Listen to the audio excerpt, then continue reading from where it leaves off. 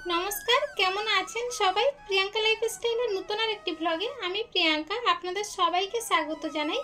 আজকের এখন ওই সকাল 8টার মতো বাজে, আর এখন থেকে এই ব্লগটা শুরু করছি।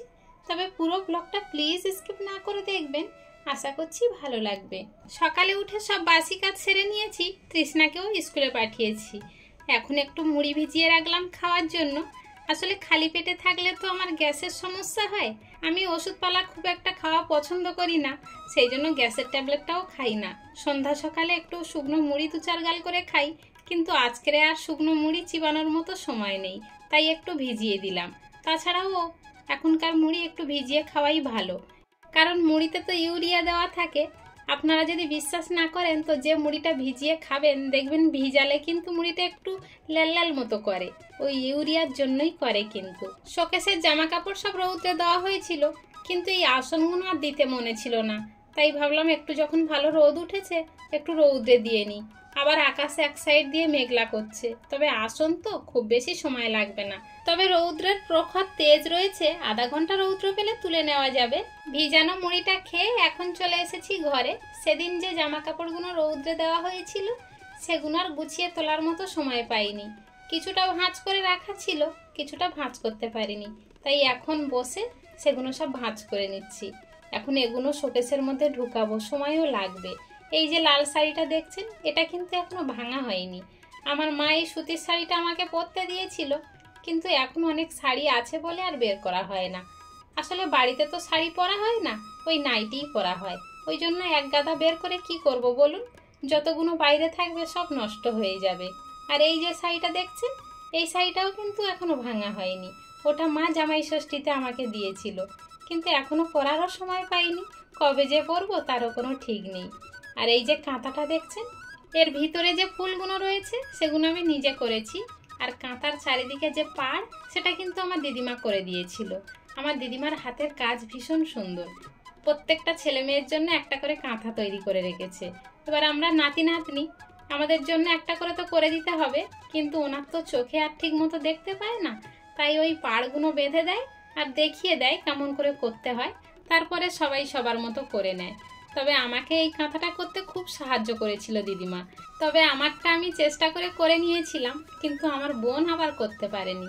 তবে মাকে যেটা দিয়েছে সেটা আবার বোনকে দিয়ে দেওয়া হবে, সেই জন্য আমি আর বোনকে করে দিইনি। আর এগুলো করতে গেলে ভীষণ কষ্ট হয় জানেন। আমার তো প্রচণ্ড ঘাড় ব্যথা করে, চোখ ব্যথা করে। সকালে যে আসনগুলো রৌদ্রে দিলাম, ওই 10টা আসন কিন্তু আমি নিজে হাতেই বুনেছি। তবে আবার বিয়ে হওয়ার পরে তৃষ্ণা আবার তখনও হয়নি, তার আগ পর্যন্ত বুনতে পেরেছি, তারপরে আর করতে পারিনি, কারণ ওই ভীষণ চোখ যন্ত্রণা করে বললাম। আর তারপরে তৃষ্ণা যখন হলো, তারপরে থেকে তো তৃষ্ণাকে টাইম দিতে হয়, আর আমি আদার্স কোনো কাজ করার সময় পাই না। 10টা আসনের মধ্য থেকে একটা নিয়ে গিয়েছে ননদ, আর আমার আছে 9টা। তবে এখনো একটা তুলে রেখেছি ডিজাইন, সেটাও করার মতো সময় পাই না।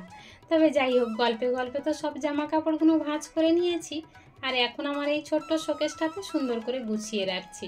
আমার এই আলনা শোকেসটার খোপগুলো এতটাই ছোট যে জামা কাপড় ঠিক মতো গুছিয়ে রাখা যায় না, তাও ওই কষ্ট করে গুছিয়ে রাখি যতদিন চলে। এই খোপটাতে আমার এই কয়েকটা শাড়ি আর কয়েকটা ব্লাউজেই ভরে গেল।